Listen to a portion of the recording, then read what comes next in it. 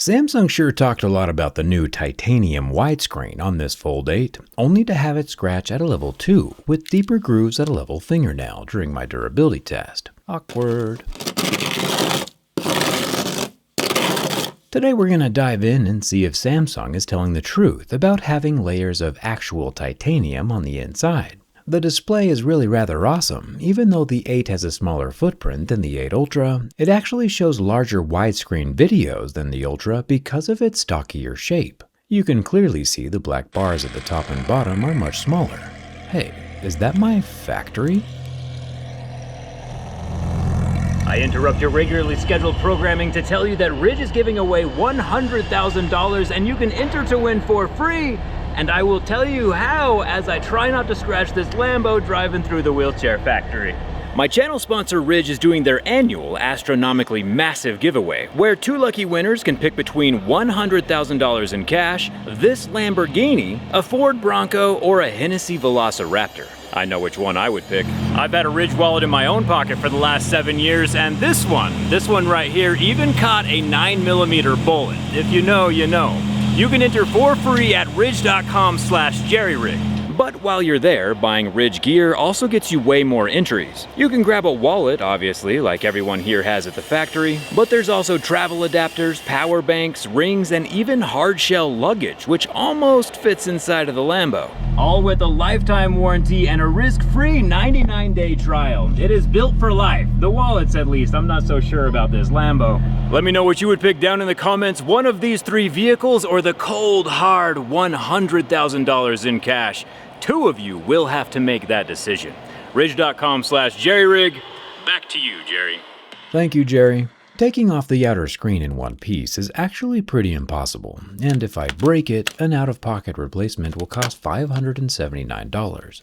Basically the same price as a normal, standard smartphone. So I'll have to be super careful about revealing that titanium substrate, if it even exists. The plastic border around the flexible inner 7.6-inch screen is what's holding the screen to the phone, and making it both water and dust resistant.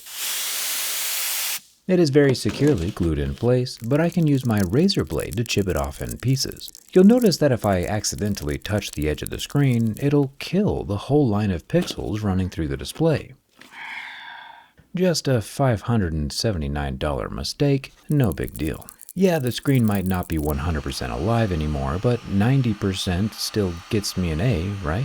With the plastic border gone, I can warm up the adhesive and dribble some isopropyl alcohol down behind this supposed titanium layer. And as long as I only bend the screen in one plane at a time, it should remain relatively intact. The flexible screens are fragile, but also fairly resilient as long as you play by their rules. The problem is, since I've never seen this phone taken apart before, I didn't realize that the display ribbon cable ran along the left side of the screen, and I just kind of ripped it all the way off. There goes my report card. But at least now we can see all the metal that Samsung has included to support the structure on the back. I'll peel off the permanent screen protector. This is the exterior layer that only Samsung can replace for about $20.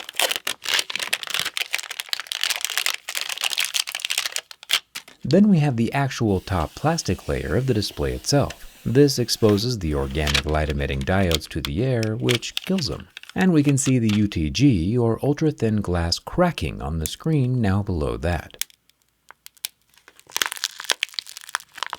The back titanium is still very securely glued to the OLED panel, so it won't be peeling off on its own. It's also rather strange that Samsung mentioned in their launch event that this panel has some kind of honeycomb hollow layer to it, when it very clearly doesn't. Maybe that's only in the Ultra version?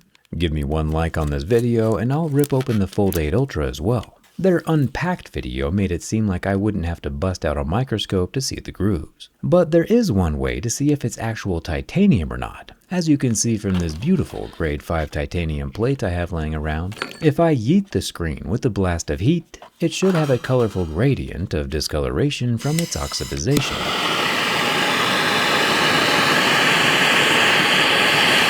And look at that. Even if it doesn't have those visible micro-patterned holes, it definitely does discolor like real titanium. Nice work, Samsung. Sometimes at this point during my teardowns, the folding phones are still alive. Since they have 2 screens, it could technically be operational from only just the front display. But this time around, in this operation, the front screen appears to be just as dead as the inner screen. Samsung charges $138 to replace this smaller glass screen, which is actually surprisingly reasonable, all things considered. Either way, it does need to come off if we're going to get a look at those new silicon carbon batteries inside. With a little bit of heat and some help from an ultra-thin pry tool, I can get the glass slab off in one piece. Its Lego-style ribbon connector is clipped into the daughter board on the left side, whose bracket is held down with 4 screws. It has the hole punch hole up at the top for the 10 megapixel selfie camera, and then a few cutouts in the screen for proximity and light sensors. Taking off the glass back is pretty much the same process as the glass screen. After some heat, the ultra-thin pry tool helps slip in between the gray glass and the armor aluminum frame. The rear panel comes off with the plastic camera plateau still intact, and now we can see the 20-watt wireless charging pad, sitting very squarely in the bottom left quadrant of the open fold. Way lower than I expected. The Fold 8 looks exceptionally clean inside though. We have a total of 40 screws holding down all the internal components, and with those screws gone, here's a close-up look at that wireless charging pad. It can reverse wireless charge other things like headphones at 4.5 watts. The previous 4 generations of folding phones capped at 15 watts worth of wireless charging, and it's nice that this guy's finally been upgraded to 20. Both stereo loudspeakers are now in the right side of the phone. It's the left side if you're looking at the inner screen and not from the back. But surprisingly, even though the Fold is so ridiculously thin, Samsung has managed to fill up the internals with balls, which is super helpful in giving the sound inside more surface area to reverberate off of, helping the speaker sound bigger than it actually is. And it does a pretty good job. I'll unplug the ribbon cable for that center display that I shredded at the beginning. My bad, dude. Then I'll unplug the cross-hinge extension ribbons, the battery plug, which is routed under the daughter board, and the lower loudspeaker module.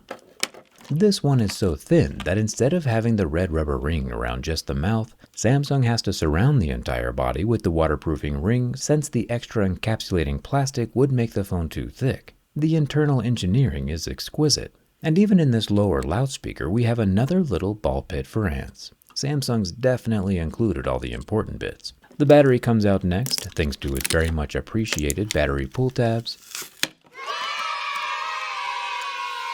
As we see from the back, it is 2,393 mAh, but the front is all covered up with black film. Technically, this is still regulatorily classified as a lithium-ion battery, since the lithium ions are still doing the work. Samsung has replaced some of the internal graphite with silicon, which gives the battery more places to store those lithium ions, in turn giving it more capacity in the same amount of space. It's cool technology, and Samsung should brag about the ingredients a bit more though, and maybe mention those new silicon carbon ingredients on the exterior foil. It'd be fun to see. Taking a close-up look at the SIM card tray, unfortunately there is no expandable storage, but we can still see how the SIM card removal tool comes in and pokes the little lever, which then pushes the SIM card out from the frame just how Archimedes said it would.